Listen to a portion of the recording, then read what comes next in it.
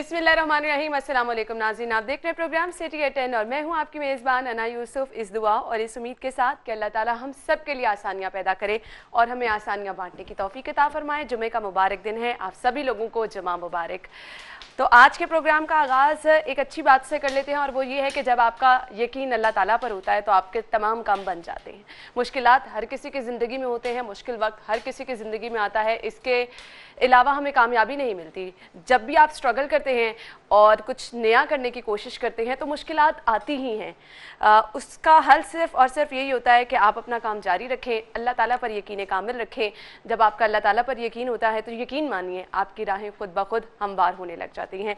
मेरा अपना एक्सपीरियंस है, बहुत सारी ऐसी चीज़ें होती हैं जिसमें आपको बिल्कुल नाउमीदी के अलावा कुछ नज़र नहीं आ रहा होता, लेकिन जब आप अपने दिल में ये तहैया कर लेते हैं, ये सोच लेते हैं कि आपके काम बनाने वाली ज़ात ऊपर बैठी है जिसने आपके रास्ते बनाने हैं, तो रास्ते खुद ब खुद बन जाते हैं। यही वो यकीन है, ये जो यकीन दिलों में होता है जब, तो आपके रास्ते बनना शुरू हो जाते हैं। तो अल्लाह ताला पर अपना ईमान रखिए, दुआएं कीजिए, दूसरों को नुकसान मत पहुंचाइए, आपके तमाम काम खुद ब खुद बन जाएंगे। सेगमेंट शामिल कर लेते हैं जिसमें सबसे पहले शामिल करेंगे माल का हाल।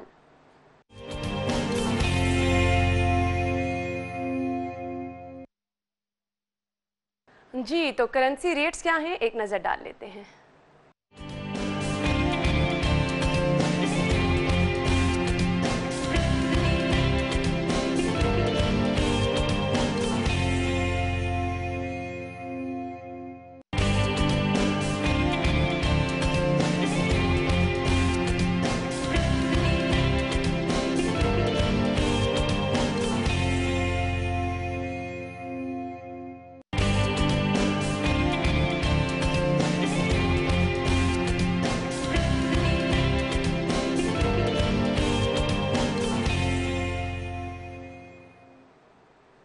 करेंसी रेट्स क्या हैं आपने जान ली है। आज की टॉप स्टोरीज की तरफ जाएंगे। लीड स्टोरी आज डेली सिटी 42 की क्या है मैं आपको बताऊंगी। रेस्टोरेंट्स खोलने का फैसला, सियाहती और तफरीही मकामात के SOPs भी तैयार।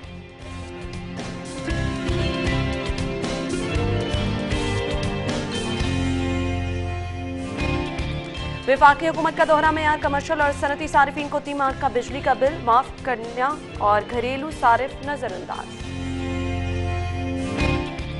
फिरदौस मार्केट अंडरपास, वर्क ऑर्डर ना होने के बावजूद मंसूबे पर काम शुरू।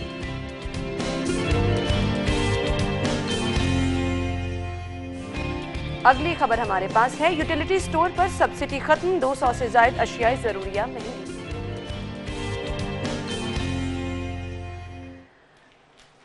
ये थी हमारी टॉप स्टोरीज। टॉप स्टोरीज आपने जान ली, डिटेल में डिस्कस करेंगे, लेकिन अभी जान लेते हैं मौसम कैसा रहेगा।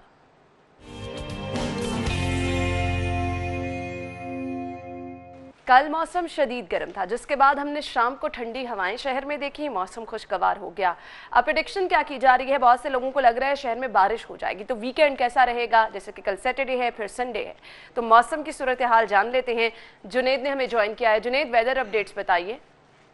जी, लाहौर शहर के मौसम की अगर बात की जाए तो सुबह के वक्त जो है वो बादल और सूरज की आंख मचौली का सिलसिला जारी है, लेकिन इसके बावजूद जो है वो मौसम इंतहाई खुशगवार है, क्योंकि तेज़ हवाएं चलने से जो है वो दर्जा हरारत में मामूली कमी हुई है। और आज मौसम जुज़वी तौर पर अबरआलूद भी रहेगा, जिसकी वजह से शहर के मुख्तलिफ मकामात पर जो है वो बारिश हो सकती है। और आज ज़्यादा से ज़्यादा दर्जा हरारत जो है वो 36 डिग्री सेंटीग्रेड तक जाने का इम्कान है, जबकि सुबह के वक्त कम से कम दर्जा हरारत जो है वो 25 डिग्री सेंटीग्रेड जो है वो रिकॉर्ड किया गया। और महकमा मौसमियात के मुताबिक आज सुबह के वक्त जो है हवा में नमी का तनासब जो रिकॉर्ड किया गया वो 65% रिकॉर्ड किया गया। और मौसम शाम के वक्त क्योंकि जुज़वी तौर पर अबरआलूद रहेगा, इस वजह से महकमा मौसमियात का कहना है कि शाम के वक्त जो है हवा में नमी का तनासब जो है वो 45% तक जाने का इम्कान है। और महकमा मौसमियात ने यह पेशन गोई की है कि आज शाम के वक्त भी जो है वो बारिश हो सकती है। और हफ्ते के रोज़ भी महकमा मौसमियात ने यह पेशन गोई की है कि शहर के मुख्तलिफ मकामात पर जो है वो हल्की बारिश हो सकती है। ठीक है Junaid, thank you so much. हफ्ते के रोज़ शहर के मुख्तलिफ मकामात पर हल्की बारिश के इम्कान ज़ाहिर किए जा रहे हैं और आज रात मौसम अब्र आलूद रहेगा, यानी मौसम में तब्दीली बताई जा रही है। गर्मी की शिद्दत की वजह से लोग परेशान थे, तो मौसम अब खासा तब्दील होगा, अब्र आलूद रहेगा और हफ्ते को बारिश की भी पेशगोई की जा रही है। मौसम की सूरत हाल आपने जान ली। टॉप स्टोरीज जो हैं उनको हम डिटेल में डिस्कस करेंगे। स्टूडियो में हमारे साथ अकमल सुमरू आज मौजूद हैं। अस्सलाम वालेकुम सुमरू साहब। जी वालेकुम क्या अस्सलाम। हाल चाल है आपका? जी अल्हम्दुलिल्लाह, अल्लाह का एहसान, आप खैरियत से हैं? पहली स्टोरी की तरफ जाते हैं हम। हमारे पास पहली स्टोरी आज है जी, रेस्टोरेंट खोलने का फैसला किया गया है और सियाहती और तफरीही मकामात के SOPs जो हैं वो भी तैयार किए गए हैं। अच्छा, अब हर रोज़ मुझे एक नया फैसला सामने देखने में आ रहा है, हालांकि हालात हमारे बेहतरी की तरफ नहीं जा रहे हैं। तो ये इस तरह के फैसले किन मुहरकात के पेश नज़र किए जा रहे हैं, जब आपको बेहतरी कुछ नज़र आ नहीं रही है, एक के बाद एक चीज़ आप खोलते चले जा रहे हैं? देखिए ना, पहली बात तो ये फैसला नहीं है, ये सिर्फ तजवीज़ है और फैसला वफाकी हुकूमत ने करना है, जहाँ पर नेशनल कमांड एंड जो कंट्रोल सेंटर है जब वो अप्रूवल देगा तो तब ये फैसला इम्प्लीमेंट होगा। ये कल वज़ीर आला पंजाब की ज़ेर सदारत इजलास हुआ और उस इजलास में सिफारशात मुरतब की गई हैं और इसके दो ये है कि जो सयाहती मकामात हैं उनको खोलने की इजाज़त दी जाए, ख़ास तौर पर मली और गलियात के इलाके जो हैं वहाँ पर। और दूसरी बात यह है कि इन सयाहती मकामात पर जो होटल इंडस्ट्री है उसको भी खोलने की इजाज़त दी जाए और रेस्टोरेंट्स वहाँ पर खोलने की इजाज़त दी जाए।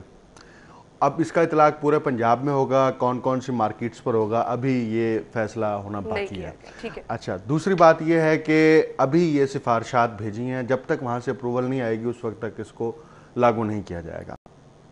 अब जिस तरफ आप इशारा कर रही हैं कि कौन से मुहर्रिकात ऐसे हैं कि जिसकी वजह से हुकूमत को इस तरह के फैसले लेने पड़ते हैं। सूरत हाल है, हम इनके मुतहम्मिल नहीं है कि हम एक के बाद एक चीज़ जो है वो खोलते चले जाएं, आसानियां पैदा करते जाएं।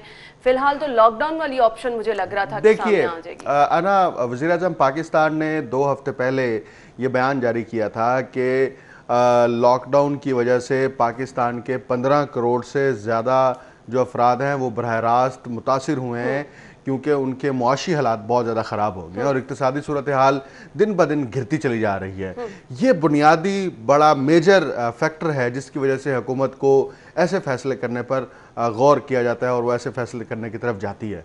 अब देखिए, कल के इजलास में यही एक फ़ैसला बरकरार रखा गया है, उसमें कोई तब्दीली नहीं की गई कि हफ्ते में 4 दिन ही मार्केट्स खुलेंगी, बाकी 3 रोज़ मार्केट बंद रहेंगी और उसकी जो टाइमिंग और शेड्यूल है वो भी वही होगा जो पहले ईद से पहले जो शेड्यूल नाफिज था।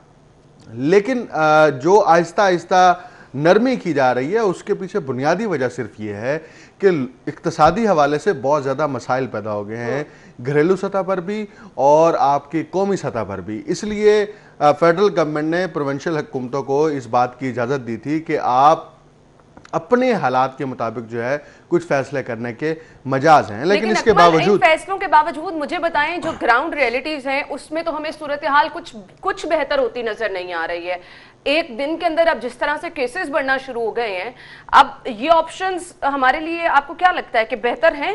देखिए, WHO की जानिब से ये बयान जारी किया गया था कि अब दुनिया को कोरोना वायरस के साथ जिंदा रहना है और इसके साथ रहने के लिए आदात अपनानी होंगी और उन आदात में क्या है कि वो जो एहतियाती तदाबीर उसके ऊपर अमल दरामद करना है, उसको अपनी ज़ात के ऊपर नाफिज करना है।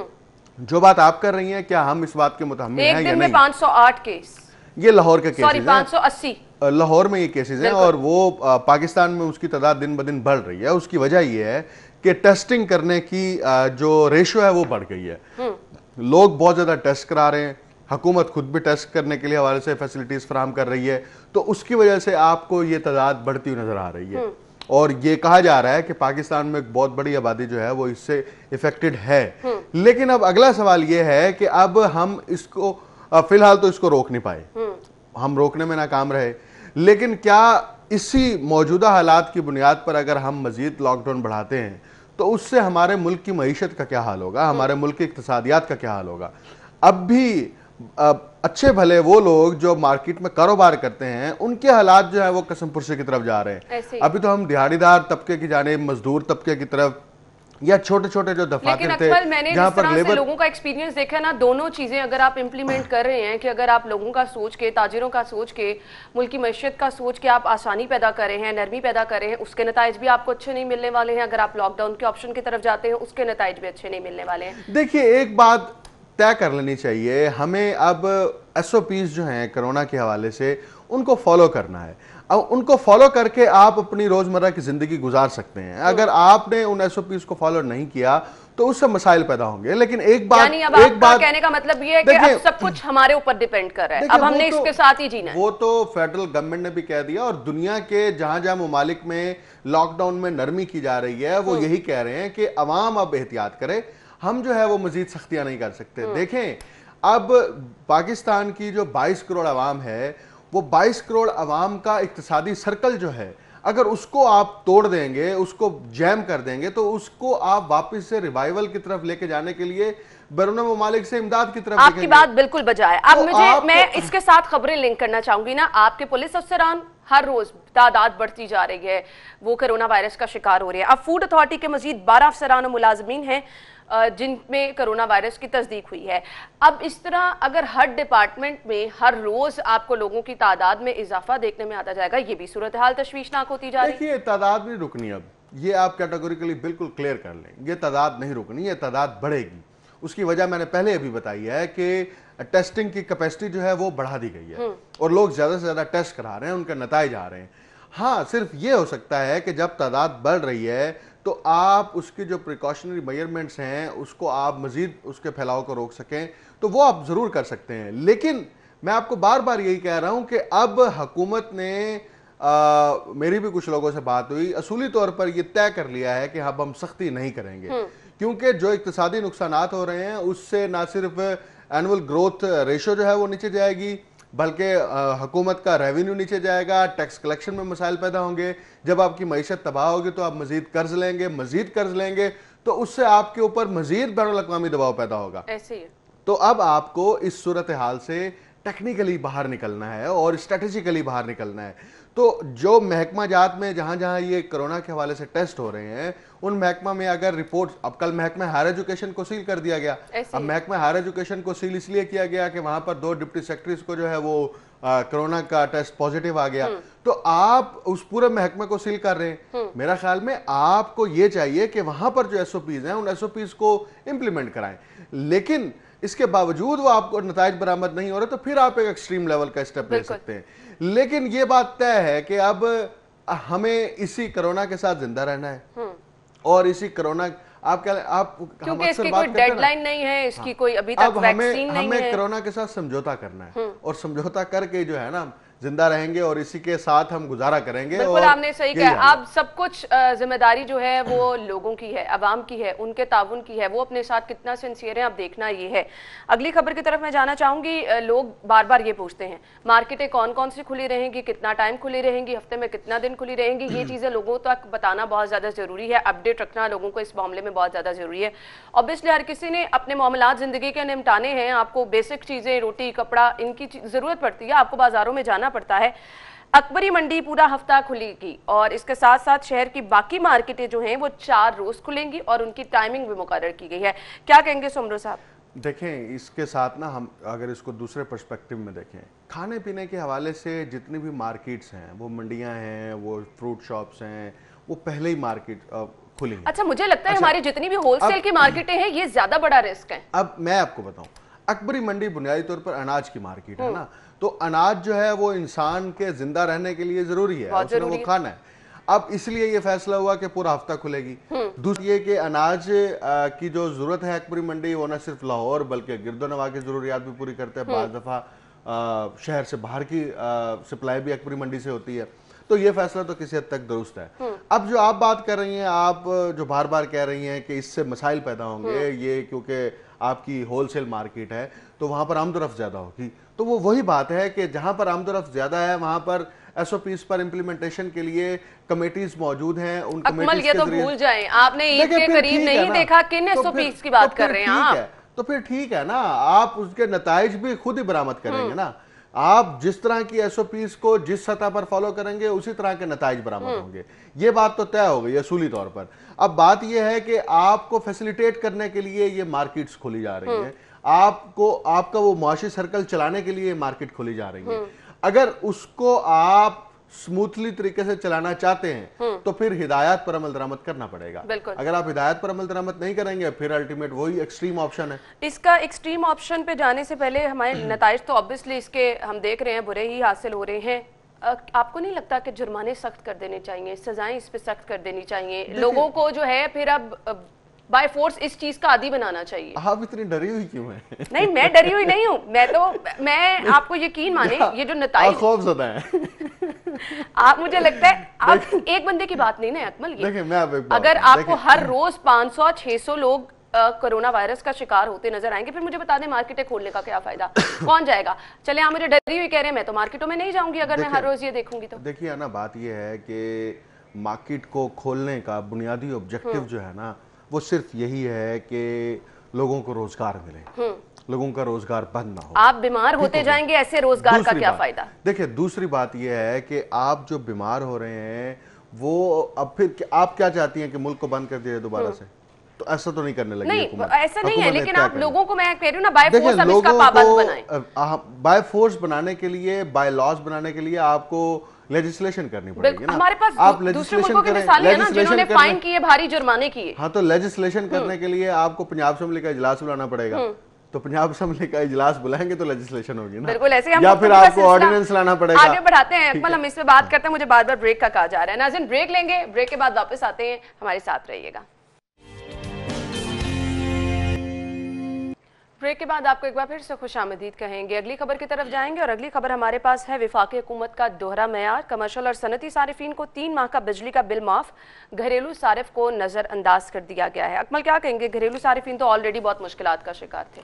देखें जी, ये बिल्कुल डबल स्टैंडर्ड है, फेडरल गवर्नमेंट का डबल स्टैंडर्ड है, क्योंकि पॉलिसी डायरेक्शन वहाँ से आनी है। बिल्कुल। और बिजली की जो तरसील का काम है वो नेशनल ग्रिड स्टेशन के पास है, बाकी कंपनियां तो तकसीम कार कंपनियां हैं, बिजली खरीदती हैं और कीमत अदा करती हैं। हुकूमत ने ये फैसला करना होता है कि इन कंपनियों को हिदायत जारी करेंगे किस किस को आपने सहूलियात फराहम करनी है या रिलीफ फराहम करना है। अब घरेलू और सार्फिन को सिर्फ आपने लेस्को के तहत ये सहूलत फराहम की है कि वो अपने बिजली के बिलों की जो है वो किस्तें करवा सकते हैं। वो अगर यकमुश्त अदा नहीं कर सकते तो 2 किस्तें 3 किस्तों की सूरत में उनको जो है वो बिल देना होगा। लेकिन जो कमर्शियल, जिनके कमर्शियल पॉइंट्स हैं या जहाँ पर सनतें हैं लाहौर के अंदर या लेस्को की हदूद के अंदर, उनके 3 महीने का बिल जो है वो माफ़ किया गया है। और ये माफ़ करने का जो फैसला है ये इसमें मई, जून और जुलाई के ये 3 महीने के बिल हैं। यानी अभी जून का महीना आना है और जुलाई का महीना भी आना है, यानी कि आपने एडवांस में उनके बिल जो हैं वो माफ़ कर दिए हैं और आप उनको इतना बड़ा रिलीफ फराहम कर रहे हैं। तो फिर घरेलू सार्फिन में आप कैटेगरीज बना लें कि आपने सिर्फ किस्तों की सहूलत भी उनको दी है जिनके यूनिट जो हैं वो 300 से कम है, और जिनके 300 से ज़्यादा यूनिट हैं उनको आप किस्तों की सहूलत भी फराहम नहीं कर रहे।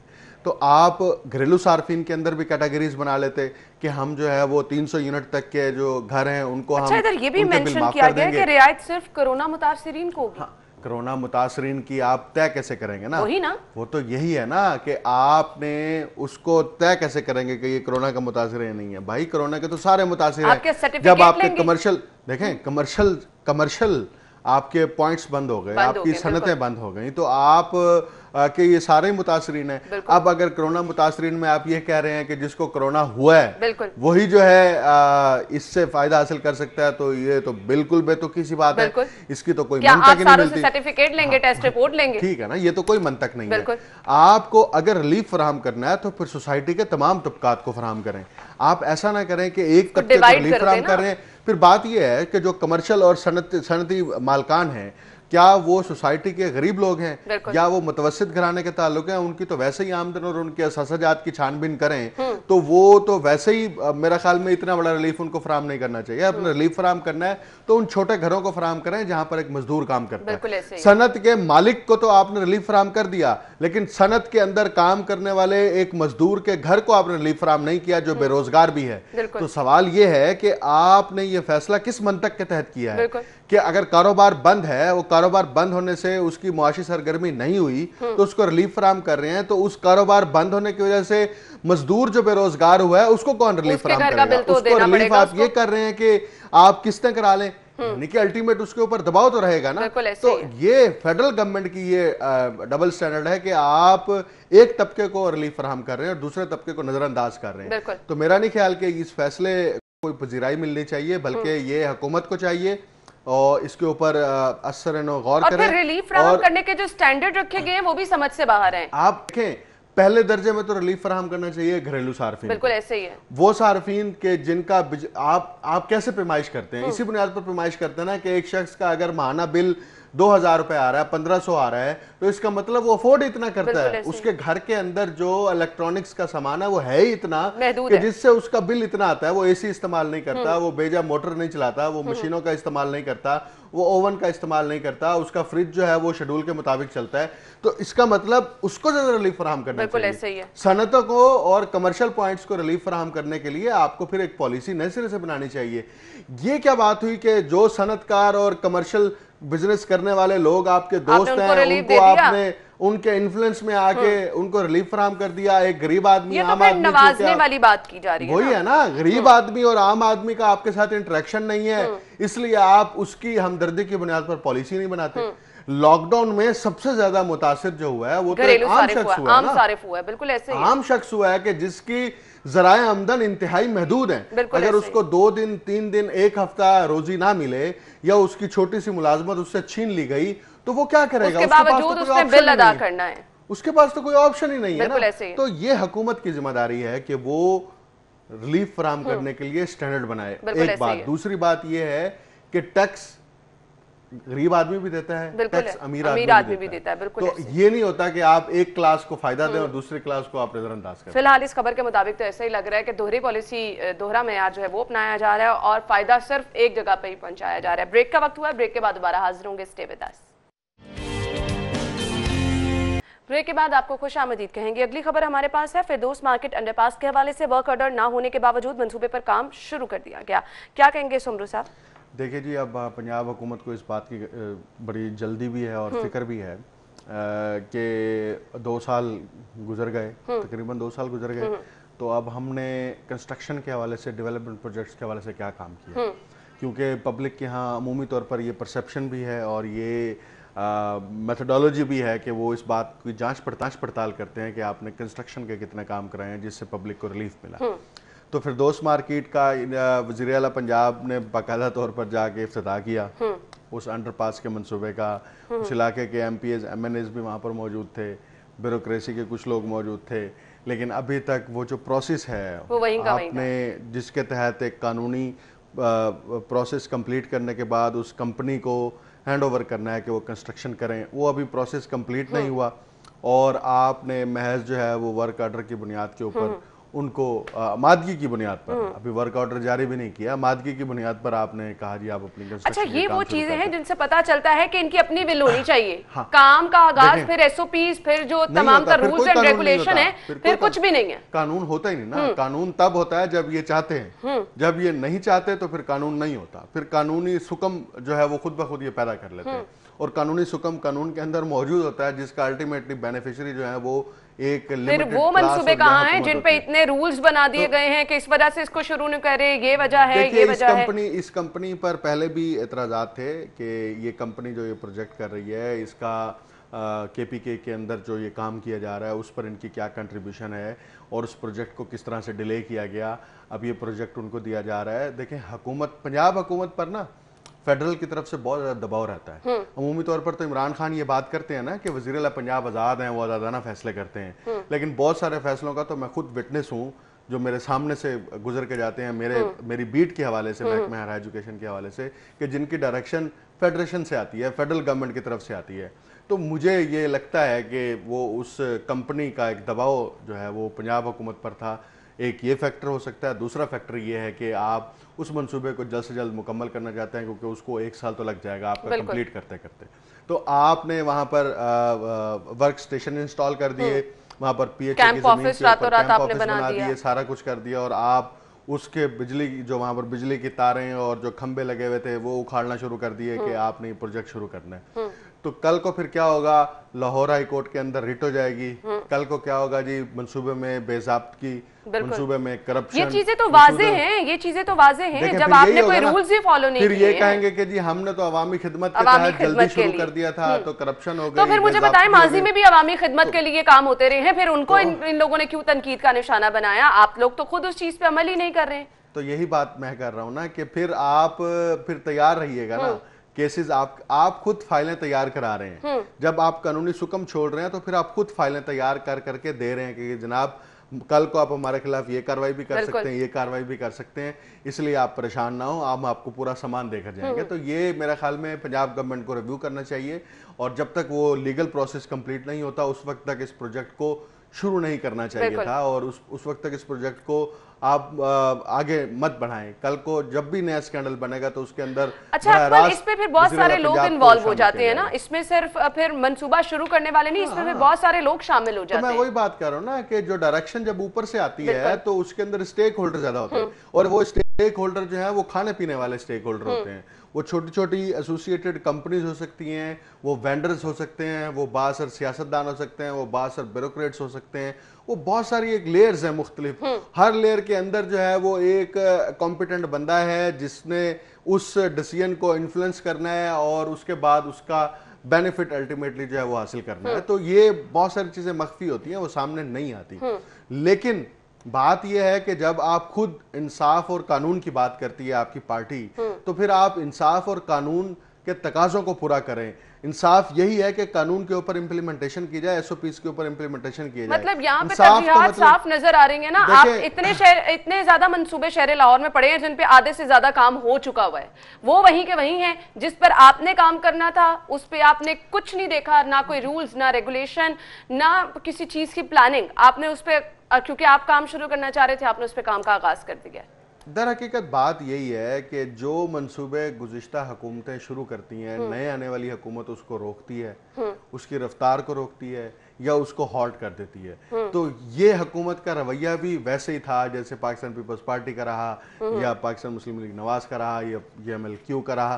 तो ये रवैया पेनिट्रेट कर गया है पार्टीज के अंदर, उनके डिसीजन मेकिंग प्रोसेस के अंदर इस बात को पेश नजर रखा जाता है कि ये जो मंसूबा हम शुरू कर रहे हैं या ये जो मंसूबा है स्पेसिफिक, ये किससे एसोसिएट है। क्योंकि हम सियासतदान बिलखसूस और हुक्मरान तबकात जो हैं वो हुब्बे जा का शिकार होते हैं और हुब्बे जा उनके अंदर इतनी भरी होती है कि वो ये सोचते हैं कि क्या हमारी तख्ती, हमारी नंबर प्लेट, हमारा कुछ लगेगा या नहीं लगेगा। अगर हमारा नाम नहीं चिस्पा होना या वेजा होना तो फिर हमें क्या जरूरत है। ये हुब्बे जा की एक्सट्रीम एग्जांपल है और यही वजह है कि अल्टीमेट सफर जो करती है वो पब्लिक करती है। आपने ये इस पे क्या आपका स्टैंडर्ड है कि अगर एक पार्टी ने, पिछली पार्टी ने कोई काम शुरू किया था, आपने उसको रोक दिया। शहर के अंदर वो सारे प्रोजेक्ट्स आपने रोक दिए जो गुज़िश्ता हुकूमत ने शुरू किए थे। आप अपने नए प्रोजेक्ट्स भी लॉन्च नहीं कर पा रहे। अभी तो आप फिरदौस मार्केट के उसकी तरफ बात कर रहे हैं। दूसरा आपने ये भी ऐलान कर रखा है हम शादरा मोड़ के ऊपर जो है अंडरपास भी बनाएंगे, वहां पर ओवरहेड ब्रिज भी बनाएंगे। तो उस मंसूबे का क्या बनेगा।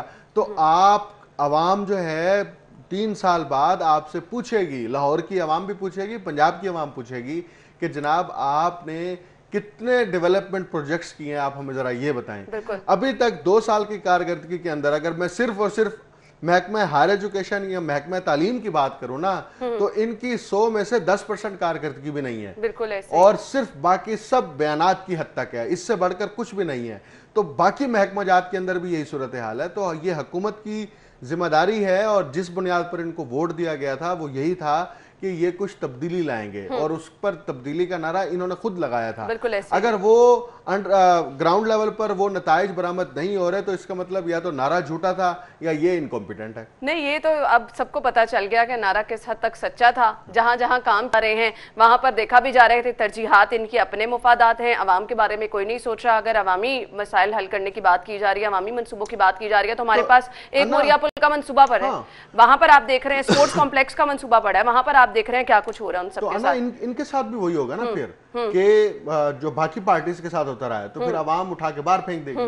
तो आप अपने लिए खुद घड़ा खोद रहे हैं ना, उसके अंदर आप खुद गिरेंगे। आप अपनी मरकजी क़यादत को भी गिराएंगे और सूबाई क़यादत को भी गिराएंगे, सारे इकट्ठे गिरेंगे। बिल्कुल। सवाल यह है कि अवाम क्यों सफर करे। पार्टी जिस पार्टी की भी हुकूमत हो, अवाम क्यों सफर करे, अवाम का कसूर क्या है। लेकिन करना आवाम को ही अल्टीमेटली पड़ता है सफ़र। अब आप जितने मर्जी दावे कर लें, आप अपनी तरजीहात देखते हैं, अपने फ़ायदे देखते हैं, और इसका नुकसान किसको पहुंचता है? आवाम को। बात ये की जाती है कि आवाम के फ़ायदे के लिए किया जा रहा है, लेकिन आवाम का फ़ायदा कहीं नज़र नहीं आता। अगली खबर की तरफ जाएंगे। अगली खबर हमारे पास है, यूटिलिटी स्टोर्स पर सब्सिडी खत्म कर दी गई है। 200 से ज़ायद अशियाए ज़रूरिया अब महंगी हो गई हैं। मुझे नहीं पता किस सब्सिडी की बात की जा रही है। जब सब्सिडी दी गई थी वहां पर क्या सूरत हाल थी? सब्सिडी देकर कौन सा तीर मार लिया गया था? अकमल, मुझे ये बताइएगा, जिन चीजों पे सब्सिडी दी गई थी वो चीजें वहां पर अवेलेबल ही नहीं थी। हाँ जी, ये तो यूटिलिटी स्टोर्स पे हमेशा मसला रहा है। और आप देखिए कि यूटिलिटी स्टोर्स की जो परचेजिंग है वो सेंट्रल परचेजिंग होती है, और उस सेंट्रल परचेजिंग के तहत आप हर मरकज़ के ऊपर जहाँ जहाँ यूटिलिटी स्टोर कायम है वहाँ पर आप वो अशिया ज़रूरिया जो है उसको पहुँचाने की यकीन दहानी कराते हैं और इंश्योर करते हैं। लेकिन अगर वो चीज़ें हैं ही नहीं वहाँ पर तो फिर सब्सिडी किस बात की? हुकूमत ने रमज़ान के अंदर इस खसूसी सब्सिडी का ऐलान किया था और उसका पैकेज दिया था, उसके फंड्स रिलीज़ किए थे। ये वो सब्सिडी है जो अब ख़त्म कर दी गई है, और अब जो चीज़ें वहाँ पर मिलेंगी वो उन्हीं पुराने जो रेट्स थे रमज़ान से पहले, वो उन्हीं रेट्स पर बहाल करके दी जाएंगी। लेकिन अगला सवाल ये है, क्या चीज़ें वहाँ मौजूद हैं? बिल्कुल। आप देखिए, रमज़ान के पहले अशरे में ये रिपोर्ट्स आना शुरू हो गई थी कि यूटिलिटी स्टोर्स खाली हो गए हैं, वहाँ पर चीज़ें मौजूद नहीं है, लोग परेशान हैं, या लंबी लंबी कतारें लगी हुई हैं। तो आप फिर सब्सिडी जो दी है उसका फ़ायदा किस हद तक हुआ है? और जो सब्सिडी खत्म हुई है तो पहले कौन सा बहुत बड़ा रिलीफ दिया गया था कि अब उसको खत्म कर दिया गया? बिल्कुल बिल्कुल। अच्छा, अब ये चीज़ है कि मुझे सिर्फ ये बता दें, जब लोगों ने पूरे रमज़ान में देख लिया है यूटिलिटी स्टोर्स की ये सूरत हाल है, सब्सिडी देकर भी देख लिया, अब सब्सिडी अगर ख़त्म की भी जा रही है, लोग यूटिलिटी स्टोर का रुख क्यों करेंगे? जब आपको वहाँ पर चीज़ें नहीं मिल रही हैं, जब आपको वहाँ पर सब्सिडी नहीं दी जा रही है, तो फिर ओपन मार्केट से अगर आपका कोई फ़र्क ही नहीं रह जाता। मुझे सिर्फ ये बता दें, यूटिलिटी स्टोर की आफादियत तो यहीं ख़त्म हो जाती है ना, लोग क्यों जाएंगे वहाँ पर? इंतजार भी करें, स्पेशली अपने डोर स्टेप पे जगह को छोड़ के यूटिलिटी स्टोर भी जाएं, और वहां पर भी आपको एज सच कोई डिफरेंस नहीं मिल रहा। और अगर डिफरेंस मिल भी रहा है तो एक बड़ा इश्यू जो ये रहता है कि हमेशा हमें रैक खाली नजर आते हैं। क्यों जाएंगे लोग यहाँ पर? रैक खाली ना भी होना, अगर रैक के अंदर सामान भी पड़ा हो तो वो सब स्टैंडर्ड होता है, खासतौर पर मसाला जात और दालें वगैरह, उसकी तो बहुत शिकायत हमने सुनी है। बिल्कुल। तो यूटिलिटी स्टोर पर कौन से लोग जाते हैं? अमूमी तौर पर गरीब तबका जाता है या मुतवस्सित तबका जाता है। उनके लोग जो ये कहते हैं कि अगर हम 1 महीने का राशन ले रहे हैं तो उस 1 महीने के राशन में हमें 2-3 हज़ार 4 हज़ार रुपए का हमें रिलीफ मिल रहा है, तो हम वहाँ पे जाके लें, और वो अल्टीमेटली उनके लिए बहुत बड़ा रिलीफ है। तो अगर वो आप बुनियादी सहूलत वहाँ मौजूद नहीं है, बुनियादी अशिया ज़रूरिया वहाँ मौजूद नहीं है, मसाला जात पूरे नहीं है, दालें पूरी नहीं है, आटा नहीं है, वहाँ पे चीनी है तो वो सब स्टैंडर्ड नाकिस चीनी है, या बाकी चीज़ें जो हैं वो, अब यूटिलिटी स्टोर पर कोई लग्जोरियस आइटम्स तो होते नहीं ना, सिर्फ इंसान को जिंदा रहने के लिए जो खाने पीने की अशिया हैं, बेसिक आपकी घरेलू इस्तेमाल की जो चीजें हैं वो अवेलेबल है, ऐसे ही है। इसके अलावा तो कुछ है ही नहीं। और गवर्नमेंट जब बल्क में खरीदती है तो गवर्नमेंट अल्टीमेटली जो रिलीफ फराम करती है वो भी अवामी टैक्सों के पैसों से रिलीफ फराम करती है, अपनी जेब से तो फराम नहीं करती। मसला ये है कि यूटिलिटी कॉरपोरेशंस के अंदर जो एम्प्लॉयज और जो उसके एडमिनिस्ट्रेटर हैं उनके यहाँ बड़े सीरियस मसाइल हैं। आप जब उनके ऊपर डायरेक्ट चेक एंड बैलेंस नहीं रखेंगे, उनका ऑडिट नहीं करेंगे कि जनाब आप हमें रिपोर्ट्स दें, और चीज़ों को डिजिटाइज नहीं करेंगे, उस वक्त तक जो है ये मसाइल बरकरार रहेंगे। आइटम्स की शॉर्टेज रहेगी, परचेजिंग के अंदर मसाइल होंगे, अवेलेबिलिटी के अंदर मसाइल होंगे, और क्वालिटी के अंदर मसाइल होंगे। हुकूमत को चाहिए कि यूटिलिटी के हवाले से यूटिलिटी स्टोर्स को के स्टैंडर्ड को बेहतर बनाने के कोई नया मैकेनिज्म डेवलप करे। ये रिवायती मैकेनिज्म से बाहर निकलना होगा। और आप देखिए कि यूटिलिटी स्टोर्स के कारकुनान यानी कि जो उनके मुलाजमीन हैं वो अपनी तनख्वाहों पर या अपने मुतालबात पर तो मुजाहरे भी कर लेते हैं, इस्लामाबाद में जाकर धरना भी दे लेते हैं, लेकिन वो इस बात पर मुजाहरा क्यों नहीं करते कि जनाब हमारे स्टोर के ऊपर चीजें मौजूद नहीं है, हुकूमत जो है वो डिलीवरी फराहम नहीं कर रही है, ट्रक नहीं आ रहे, तो उसके ऊपर क्यों नहीं मुजाहरा करते? यानी कि आपने मुजाहरा भी वो करना है जो जाती मफाद से, सारे फ्रैगे या शिकायतें दर्ज करवाने वाला। अब आम सारिफ जो है वो किस किस बात पर मुजाहरा करे, किस किस बात पर मुजाहरा करे? महंगाई के ऊपर मुजाहरा करे, बेरोजगारी के ऊपर मुजाहरा करे, अमन के ऊपर मुजाहरा करे, किस किस चीज पर मुजाहरा करे? तो आपकी हुकूमत की ये जिम्मेदारी है बुनियादी तौर पर कि वो ऐसे मैकेनिज्म डेवलप करती है जिससे पब्लिक को अल्टीमेटली रिलीफ मिलता है। और यूटिलिटी स्टोर जो है वो ऐसा कुछ होता नजर नहीं आ रहा है। यूटिलिटी स्टोर्स का देखिए हम हाल कब से यही देख रहे हैं और अब आगे मुस्तकबिल भी यही नजर आ रहा है। हुक्मरान तबकात का और एडमिनिस्ट्रेशन का ये मिजाज रहा है हर हुकूमत के अंदर, हर दौर के अंदर, कि वो पॉलिसियों का मरकज भी उनके अपने मफादात होते हैं, ऐसे ही है, और बेनिफिशियरी भी अल्टीमेटली वही होते तो हैं। फिर एक मकसद जिस चीज का पूरा ही नहीं हो रहा आप उसको बंद कर दें। क्यों आपने सिर्फ नाम ये दिया हुआ है कि यूटिलिटी स्टोर बनाया गया है, आवाम को रिलीफ दी जा रही है, जब उसका असल मकसद ही पूरा नहीं हो रहा। बाहर भी मुनाफाखोर हैं, बाहर भी लोग परेशान। अना सियासियात की जो तालिब इल्म है, मैं भी पॉलिटिकल साइंस के स्टूडेंट्स हूँ, वो ये कहा जाता है कि दुश्मन को जिंदा रखा जाता है, उसको मारा नहीं जाता।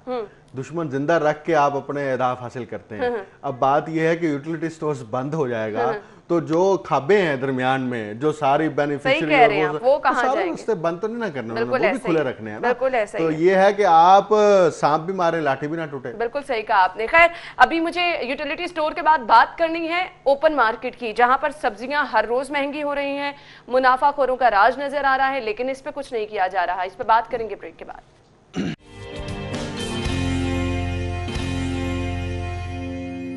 अगली खबर की तरफ जाएंगे जो हम डिस्कस करने वाले थे, और वो ये थी कि सब्जियां महंगी हो रही हैं और कोई पूछने वाला नहीं है। मुनाफाखोर माफिया का राज है। आपके प्राइस कंट्रोल मजिस्ट्रेट हैं जिनकी ड्यूटीज लगाई जाती हैं। अकमल, ना तो वो कहीं नजर आ रहे हैं और ना ही इनको रोकने वाला कोई नजर आ रहा है, जबकि आपका हर रोज निर्कनामा जारी होता है, उस पर भी कोई अमल दरामद नहीं होता। ये बड़ा पुराना मसला है। ये रोजमर्रा की मार्केट का नहीं, बल्कि इतवार बाजारों में भी ये बड़ा सीरियस मसला रहता है। मैंने 4 साल तक जो है ना, मुझे ये बता दें जिनकी जिम्मेदारी है ये काम, वो क्या कर रहे हैं? वो दिहाड़ियां लेते हैं, वो पैसे लेते हैं, इसके अलावा वो कुछ नहीं करते। सही। वो अपने घरों में मुफ्त फ्रूट मंगवाते हैं, वो अपने घरों में मुफ्त सब्जियां मंगवाते हैं, वो वहाँ पे जाके टैका डालते हैं, वो वहाँ पे जाते हैं, थोड़ी सी देर के लिए बदमाशी करके वापस आ जाते हैं। बिल्कुल। उनको पब्लिक से कोई सरोकार नहीं है, ना उनको क्वालिटी के साथ कोई सरोकार नहीं है। आप देखिए, जब भी वो ऑपरेशन करते हैं तो बस वो एक फोटो सेशन होता है और उसके बाद वो ऑपरेशन खत्म हो जाता है, फिर दोबारा से वही रूटीन होती है। जिला इंतजामिया के अफसरान, ये उनके यहाँ बड़ा ही सीरियस मसला है कि वो गवर्नमेंट की पॉलिसी को उसको इम्प्लीमेंट कराने में नाकाम रहते हैं। 10% कामयाब होते हैं, 90% नाकामी होती है उनको। उसकी बुनियादी वजह यह है कि वो खुद सिंसियर नहीं है, संजीदा नहीं है। आप जब अपनी मुलाजमत के साथ संजीदा नहीं है, सिंसियर नहीं है, तो मुझे ये बता दें, चले प्राइस कंट्रोल मजिस्ट्रेट दिहाड़ियां ले रहे हैं जिनकी ये ड्यूटी है, अब उनके ऊपर भी तो कुछ लोग बैठे हैं ना। अगर आप डीसी साहब को अभी कॉल में ला लें और वो सब लोग कहेंगे कि सब अच्छा है, अब ये सब अच्छा की रिपोर्ट क्यों दे रहे हैं? अगर आपको इन सब चीजों का पता है, हालात क्या है मार्केट में, पता है, तो फिर ये मुझे नहीं पता। आप उस मार्केट के अंदर बैठे हुए किसी भी शख्स के पास चले जाएं, वो आपको बता देगा। ये कोई ढकी छुपी बात नहीं है, ये बातें ओपन है। अब ये जिला इंतजामिया के ऊपर के अफसरान हो या मातहत अफसरान हो, इनका आपस में अखट होता है। ये एक दूसरे के बहन भाई होते हैं, एक दूसरे को प्रोटेक्शन देते हैं। और ये कभी भी आप देखिए, आज तक आपने सुना है क्या कभी किसी जिला इंतजामिया तो फिर ये मियां असलम इकबाल साहब विजिट करते रहे हैं, ये कहते रहे हैं मुनाफाखोरी बर्दाश्त नहीं की जाएगी, ज़ख़ीरांदोज़ी बर्दाश्त नहीं की जाएगी। चाहे वजीर खुराक हो, चाहे वजीर तिजारत हो, या कोई हुकूमत का मुशीर हो, वो इतने बड़े शहर के अंदर कितनी मार्केटें विजिट करता है, माहाना बुनियादों पर भी 2 मार्केट्स भी विजिट नहीं करता होगा। चलें आप बहुत, लेकिन वो ये दावा करते हैं कि उन्हें हर मार्केट की सूरत हाल पता है। हाँ, तो फिर अपनी अभी चिकन प्राइसेस तो आप इंप्लीमेंट नहीं करा सके, ठीक है, जो एक स्टैंडर्ड है पूरे शहर के अंदर, हर मार्केट के अंदर वो करना है, बाकी हर मार्केट का क्या पता है। ये जब तक इंतजामी अफसरान की मिली भगत ना हो, उस वक्त तक ये करप्शन बरकरार रहती है, ये बदउनवानी बरकरार रहती है। आप इसको नहीं खत्म कर सकते। हम हमेशा से इस बात पर तनकीद करते चले आए हैं और हम तज्जिया करते आ रहे हैं, लेकिन वो बेसूद रहता है। उसकी वजह यानी आप हर रोज ये मसला उठा लेंगे, आप हर रोज मार्केट से बीपर भी करा लेंगे, आप हर रोज शिकायतें भी लोगों की सुन लेंगे, आप ये कह रहे हैं इसका फायदा कोई नहीं है। इनको असर ही नहीं होता ना, उसकी वजह है। इनको असर इसलिए नहीं होता कि इनको सजा और जजा का कोई मैकेनिज्म ही मौजूद नहीं है। बिल्कुल ऐसे ही। आप जब तक मातहत अफसर या उसका कॉम्पिटेंट ऑफिसर जो है उसके खिलाफ कार्रवाई नहीं करेंगे, उस वक्त तक कुछ भी नहीं हो सकता। तो इनके खिलाफ तो कार्रवाई कभी हुई नहीं हुई। बिल्कुल सही। ये तो कोई कार्रवाई नहीं है कि आप चले, पहले टाउन होते थे, अब जोन है, कि आपने एक जोन से निकाल के दूसरे जोन में ट्रांसफर कर दिया, आपने वहां से उठा के जो है वो मरकजी ऑफिस भेज दिया। ये तो कोई सजा नहीं है ना।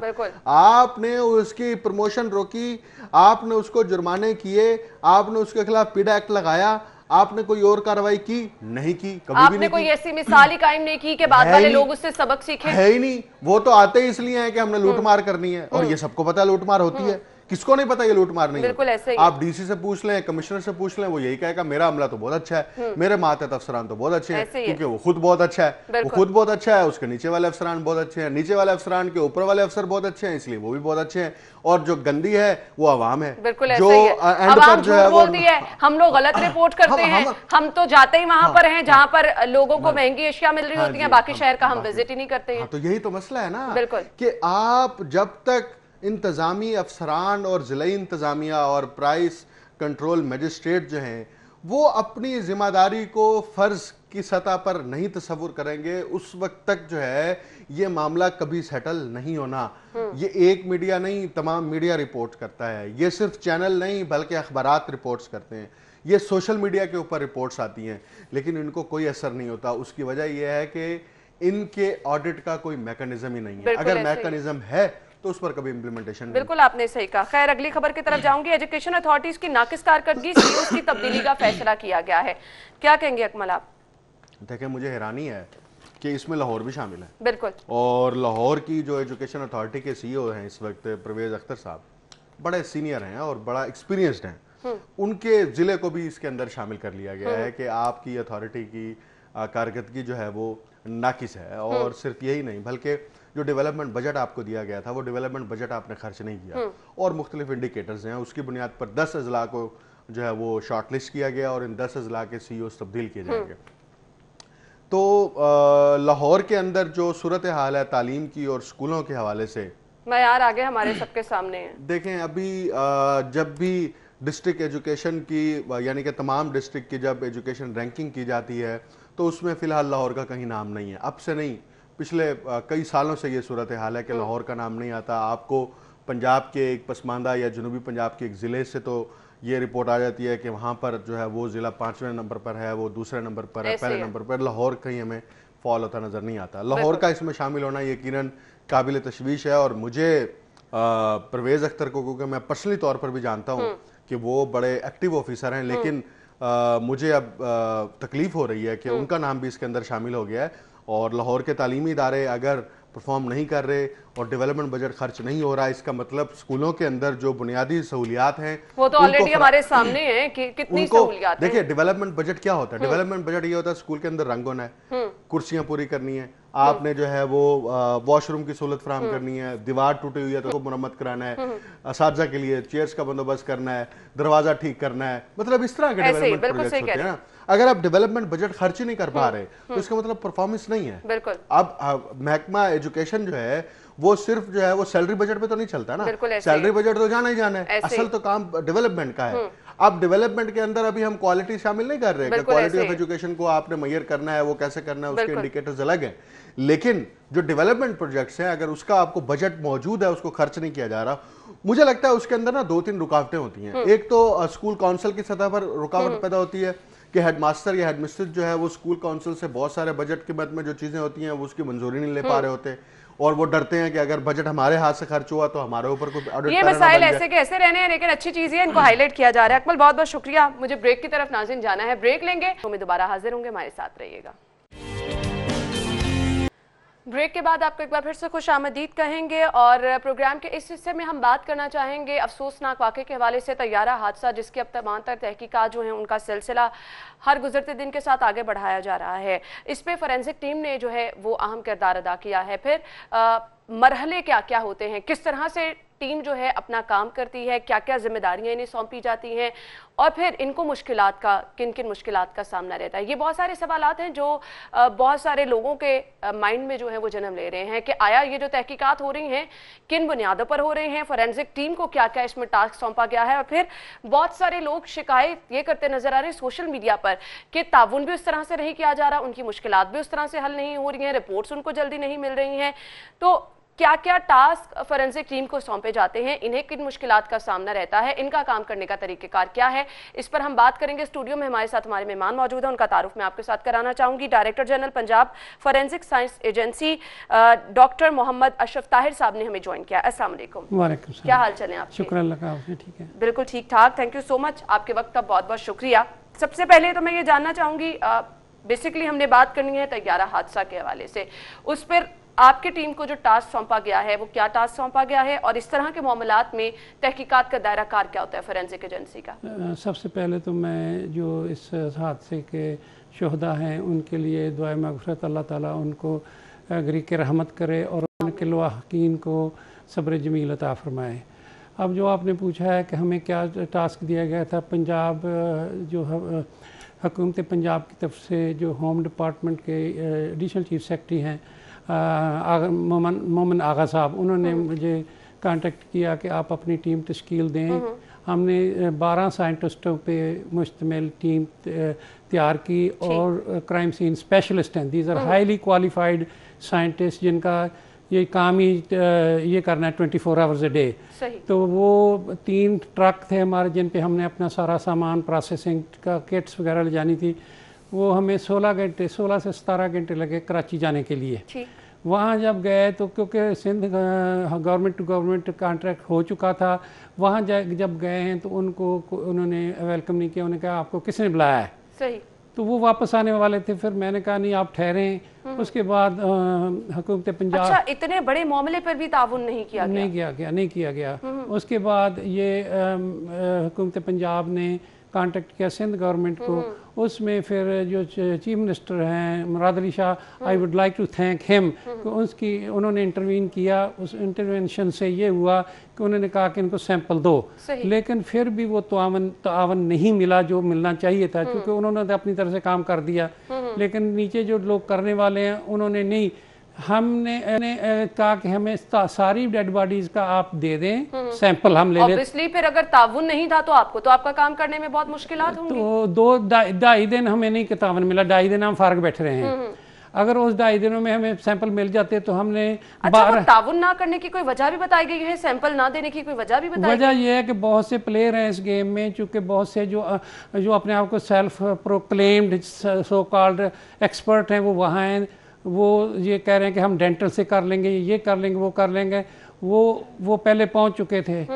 अब हमने तो फाइट नहीं करनी, हम वी आर प्रोफेशनल पीपल। ये मामला है भी नहीं ना कि आप फाइट करें, ये तो इंसानी जानों का मामला है। एक कौमी अलमिया था, कौमी सानेहा था, जिसकी वजह से सारी दुनिया परेशान हुई है, और इस पर भी आप इस तरह से कर रहे हैं। तो 2-2.5 दिन के बाद फिर वो ये हुआ कि हमें सैंपल लेने कहा गया। उस वक्त भी हमें 11 सैंपल दिए गए 52 बॉडीज से। फिर उन्होंने वापस आने लगे, मैंने कहा कुछ कर लें। बहरहाल we were able to get 52 samples from 53 deceased bodies जो थी। वो जब लेके आए हमें 18 घंटे लगे। आने के बाद हमने 12 घंटे में सारों के डीएनए प्रोफाइल जनरेट कर लिए। That is the most difficult, 99% time उसमें लगता है। सही। क्योंकि हमारा एवरी डे यही काम है। 12 घंटे में हमने जो मुश्किल काम था वो कर लिया। हमारे पास उन डेड बॉडी के डीएनए प्रोफाइल हैं। टोटल बॉडीज बताई हैं जिनका आपने 52। ठीक है।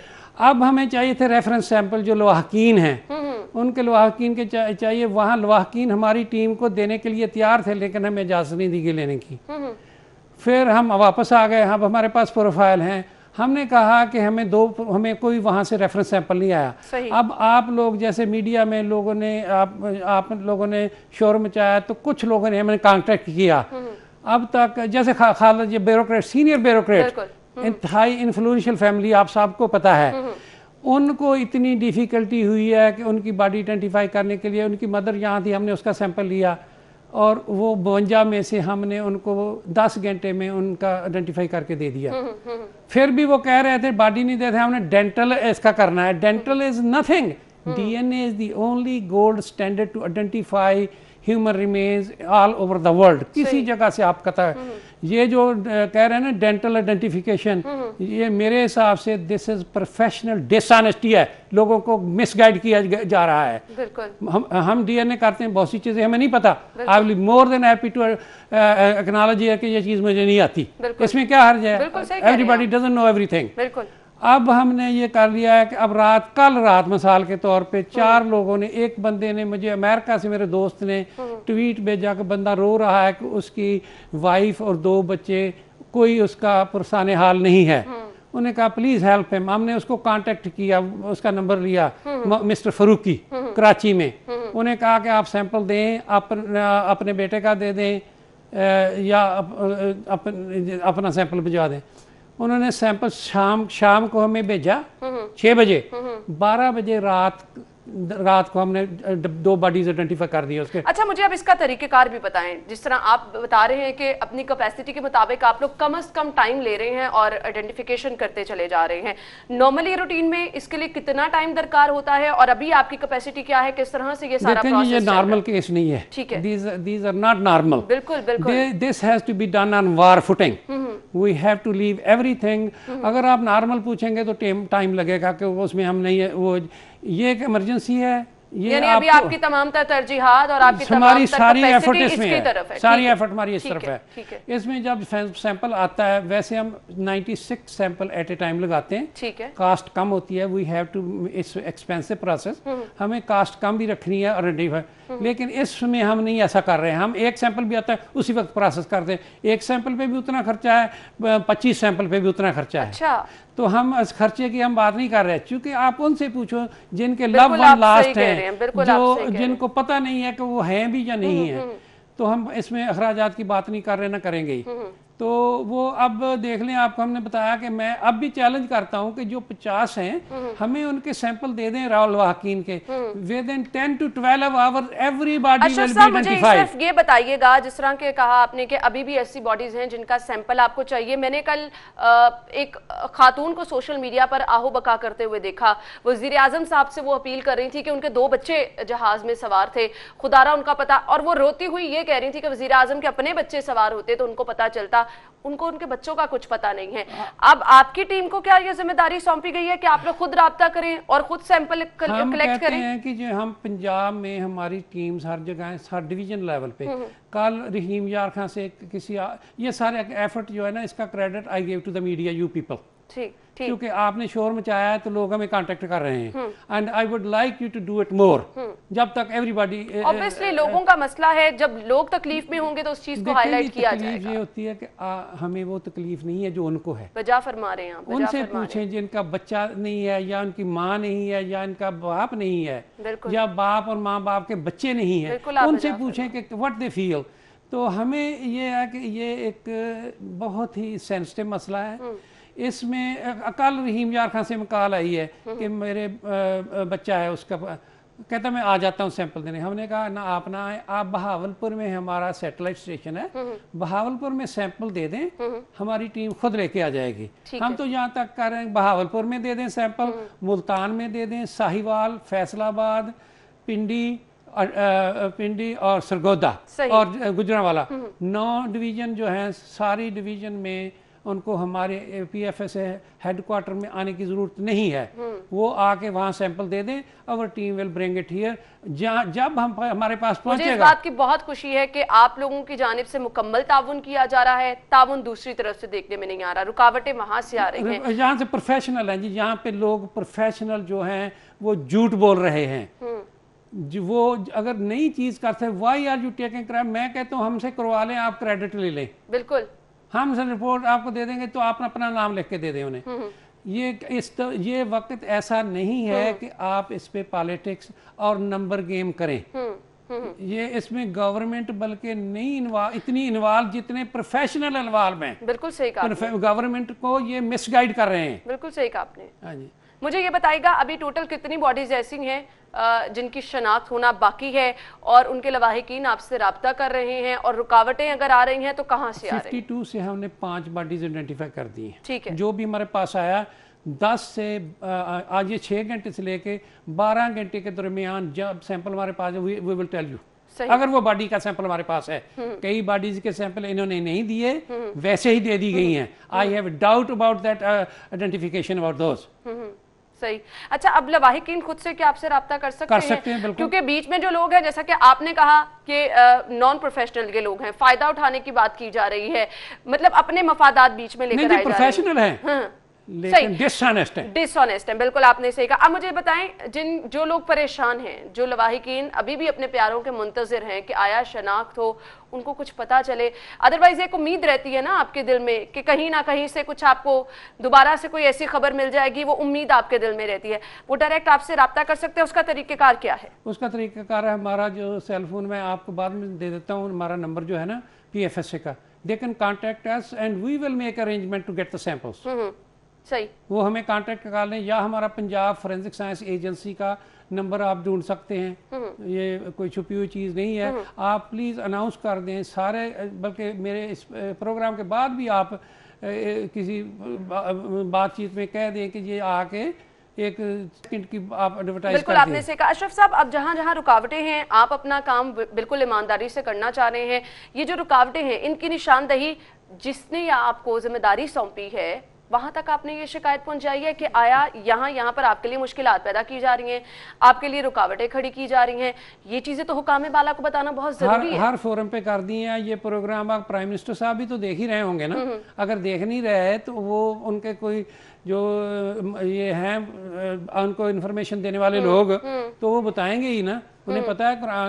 प्राइम मिनिस्टर आपको मेरा पता है, जब ये चूनिया केस में हमने आइडेंटिफाई किया जो सीरियल किलर था बच्चों का साडमाइज करके, प्राइम मिनिस्टर साहब ने मुझे अमेरिका में था उस वक्त, he called me there to congratulate they, उन्हें पता है कि हमारी कैपेबिलिटी की है। Unfortunately most of the government does not know what we have in Punjab forensic science. This is the second largest lab in the world.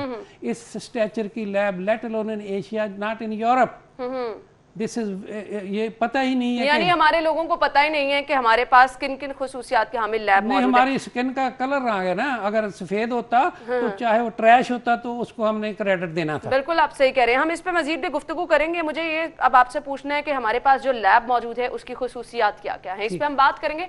नाज़रीन, break का वक्त हुआ है, ब्रेक के बाद आपको दोबारा ज्वाइन करेंगे, कहीं मत जाइएगा, हमारे साथ रहिए। ब्रेक के बाद प्रोग्राम में आपको एक बार फिर से खुशामदीद कहेंगे। Director general Punjab forensic science agency हमारे साथ स्टूडियो में मौजूद है। गुफ्तगू का सिलसिला आगे बढ़ाएंगे। जैसा कि आपने बताया कि स्टेट ऑफ द आर्ट आपके पास लैब की सहूलत मौजूद है, मुझे बताइएगा किन किन खुसूसियात की हामिल है। देखिए, पंजाब फोरेंसिक साइंस एजेंसी जो दुनिया की दूसरी बड़ी लैब है, केस वर्क से हिसाब से भी we examine 1.5 million pieces of evidence every year. अच्छा, 16 डिवीजन हैं इसमें और फुल सर्विस लैब है। स्टाफ के हिसाब से हमारे पास 1100 स्टाफ है। सही, 500 के करीब साइंटिफिक स्टाफ है, बाकी नॉन साइंटिफिक स्टाफ है। Highly qualified, I took them to America, वहाँ ट्रेंड हुए हैं 9 महीने से साल तक, क्योंकि I was executive director there, मैंने वहाँ जाके ट्रेंड किया। I work for 35 years in United States in this profession. ये मैंने बिल्ड किया है, I was called by the government to build this thing. अब ये फुल इसको 9 साल हो गए चलते हुए। इसका जो बजट है वो है 1250 मिलियन पर ईयर। उसमें से 60% जो है वो सैलरीड है, बाकी 40% जो है वो, तो इस बजट में सब चीज़ें आपकी आ जाती हैं। जब कोई अनफॉर्चुनेट चीज़ होती है, जैसे चूनिया केस, जैनब केस, उसमें हमारा काफ़ी, आप देख लें चूनिया केस पे हमारा 25 करोड़ एक केस पे लगा था। इसी तरह जैनब केस पे 18 करोड़ रुपया हमारा लगा था। अच्छा, हमारा 1/3 बजट तो एक केस पे लग गया। लेकिन फिर थोड़ी बहुत हमें ग्रांट मिल जाती है गवर्नमेंट से, हमारा काम चल रहा है, गवर्नमेंट हमें पूरी सपोर्ट कर रही है, पंजाब गवर्नमेंट में पूरी सपोर्ट कर रही है। हमारे पास फुल सर्विस फैसिलिटीज़ हैं। अब चूँकि पंजाब गवर्नमेंट ने कोरोना का केस चला तो होम सेक्रेटरी ने मुझे कहा कि आप कोरोना, और चीफ सेक्रेटरी आजम सुलेमान साहब थे उस वक्त, कि ये आपका कैपेसिटी है। मैंने कहा नहीं है, लेकिन हम बना सकते हैं। हमने 2-3 हफ्ते में सारा इंफ्रास्ट्रक्चर का वैलिडेशन कर ली, सारा कुछ। अब हमारे पास 1500 से 2000 तक कैपेसिटी है डेली। अच्छा, 1500 से 2000 सैंपल हम डेली कर सकते हैं। तो इससे फायदा उठाया जा रहा है? लेकिन उठाया जा रहा है, लेकिन जितनी हमारी कैपेसिटी है इट्स नॉट यूज्ड फुल। वो सैंपल कम आ रहे हैं, आगे वो पता नहीं क्यों कम आ रहे हैं, जो भी है, लेकिन we are ready to handle 1500 से 2000 तक। हम पहले दिन से देख रहे हैं कि हमारे पास टेस्ट कैपेसिटी की शिकायत की जा रही हैं कि जिस तरह से मरीजों की तादाद बढ़ी है, जो टेस्ट होने चाहिए अभी हम उस लेवल तक नहीं पहुंच पा रहे हैं। तो जब सहूलत मौजूद है उससे फायदा नहीं उठाया जा रहा, इसकी क्या वजूहत है? ये तो समझ से बाहर है। पता नहीं, लेकिन हमारे पास जो सैंपल आता है हम उसी वक्त within 12 hours to 15 hours हम कोरोना का रिजल्ट दे देते हैं। हमारे पास बैकलॉग कोई नहीं है। सही, जो ही आएगा हम तो जो रिसीव करेंगे हम उसी को एनालाइज करके। तो इसके लिए क्या, कोरोना के लिए आपने क्या कोई स्पेशल टीम तश्कील दी थी? बिल्कुल, हमारे पास 24 आवर्स है लैब। हमारी रेगुलर केसेस में 24 आवर नहीं है। जैसे ये DNA का ये त्यारे का हादसा हो, इसमें मैंने सारे साइंटिस्टों की छुट्टियां जो थी, ईद की छुट्टियां कैंसिल कर दी थी। वो 24 आवर काम कर रहे हैं। इसी तरह कोरोना जो है, इसकी हमारी लैब 24 घंटे खुली है। सही। रात को फ्लाइट आती है 2 बजे, we take the samples immediately from 2 o'clock। तो 24 आवर्स। वैसे रेगुलर हमारी जो एजेंसी उसके 24 आवर्स नहीं है, वो अब 8 घंटे डेली है। सही। आपने टेस्ट कैपेसिटी बताई, मुझे ये चीज़ बहुत ज़बरदस्त लगी कि अगर इतनी टेस्ट कैपेसिटी मौजूद है और उससे फ़ायदा नहीं उठाया जा रहा है, ये चीज़ समझ से बाहर है। तो क्या इस पर हुकूमत से रब्ता करने की कोशिश की गई है कि आपके पास तमाम तर चीज़ें मौजूद हैं, आप इसमें अपना किरदार अदा कर सकते हैं? ऑब्वियसली ये भी एक बहुत बड़ी मुश्किल है, और आपको जितने आपके पास टेस्ट होंगे उतने ही आपका बेहतरी की तरफ आप जा सकते हैं। तो इस पर कोई रद्द-ए-अमल देखा गया है? आते हैं केस, चूँकि मेरा ख्याल है कि अब शायद टेस्टिंग के लिए कम लोग आ रहे हैं, लेकिन गवर्नमेंट तो तावन कर रही है हमारे साथ, वो तो तावन कर रही है। सही। मुझे ये बताइएगा कि टेस्ट आप टाइम कितना अब दरकार है, क्योंकि अब हम देख रहे हैं नॉर्मली ये टाइम कम होता जा रहा है और लोग बहुत ज़्यादा क्योंकि इससे परेशान नजर आते हैं, तादाद क्योंकि बहुत ज़्यादा बढ़ती चली जा रही है। तो जो टाइम फ्रेम दिया गया था, जो पहले हम देख रहे थे 24 घंटों पे था, फिर उसको कम कर दिया गया, आपके यहाँ ये टाइम कितना लिया जा रहा है? Corona testing? जी बिल्कुल। कोरोना टेस्टिंग में हमारे पास मैक्सिमम जो है 12 घंटे है, 8 से 12 घंटे। अच्छा, और उसमें भी बहुत सारी टेस्टिंग सहूलत पे भी हमने सवालिया निशान देखे। बहुत सारे मरीजों ने कहीं से टेस्ट कराया, उनका पॉजिटिव आया, कहीं से कराया नेगेटिव आया। आपकी टेस्टिंग जो है वो किस हद तक मुस्तनद है? देखिए जी, ये असल में ऐसे है कि आपका जो करने वाला है, अगर आप मर्सिडीज कार चला रही है या मैं चला रहा हूँ, मुझे चलानी नहीं आती, मैंने किसी जगह दीवार में लगा दी है, तो उसमें मर्सिडीज का कोई कसूर नहीं है। इसी तरह जो लोग टेस्ट कर रहे हैं, उनकी क्वालिफिकेशन, उनकी ट्रेनिंग, ये क्वेश्चन हो सकता है, लेकिन मशीन जो है या वो सही होती है। तो इसलिए हमारे तो हाईली क्वालिफाइड है। मिनिमम एजुकेशन जो हमारे एजेंसी में है, एमफिल है, एमएससी भी नहीं है। अच्छा। कोई टेक्नीशियन नहीं है। इवन लैब्स के फ्लोर भी साइंटिस्टों ने साफ कर रहे हैं, वो मैंने अमेरिकन सिस्टम रहा। बल्कि I will request you to come and see the facility. इंशाल्लाह हम लोग आए और मैं तो बहुत ज़बरदस्त चीज़ें जिस तरह से आपने बताई हैं कि इतनी स्टेट ऑफ द आर्ट सहूलियात मौजूद है, जिस तरह से आप सारा इंफ्रास्ट्रक्चर और सारी डिटेल्स बता रहे हैं, तो हम ज़रूर चाहेंगे कि हम विजिट करें। आप देखें आके, चूंकि जो भी आएगा ये कहे बगैर रह नहीं सकता कि I am not in Pakistan, this is some lab in United States. बिल्कुल आप सही कह रहे हैं। मुझे बताएगा कि अब इस लैब में तौसी का भी कोई मंसूबा ऐसा बनाया गया है, ज़ेरे गौर है मंसूबा? अभी एक इंस्टीट्यूट ऑफ फोरेंसिक साइंसेज बनाया है, जो प्रीवियस गवर्नमेंट ने 1.3 बिलियन का प्रोजेक्ट था, और उसके ये एक्सक्लूडिंग इक्विपमेंट, तो वो अब मेरा ख्याल है 3-4 महीने में कंप्लीट हो जाएगा। वो ट्रेनिंग होगी, हम उसमें food scientist, agriculture scientist, forensic scientist, pharmaceutical scientist, anybody in other field we train them. अब भी हम वो ट्रेन कर रहे हैं। हमने गवर्नमेंट का जब से ये एजेंसी बनी है, इसके ऊपर 2.5 अरब रुपया लगा था। अच्छा। हमने 4.5 अरब रुपए का फॉरेन एक्सचेंज बचाया, जो कि ये साइंटिस्ट बाहर अमेरिका में ट्रेनिंग लेनी थी, वो हमने यहाँ की है। अच्छा, इसकी तालीम आम करने की जरूरत है ना, कि आप ज्यादा से ज्यादा लोगों को इसके बारे में बताएं, इसकी अहमियत के बारे में बताएं, ताकि ज्यादा से ज्यादा लोग इस फील्ड की तरफ आए। दूसरा ये कि ऑनेस्टी बहुत ज़रूरी है कि अगर मुझे चीज़ नहीं आती, I should not be ashamed to say openly कि मुझे ये चीज़ नहीं आती। तो ये जहाँ जो है ना, ये प्रोफेशनल डिसऑनेस्टी बहुत कॉमन है।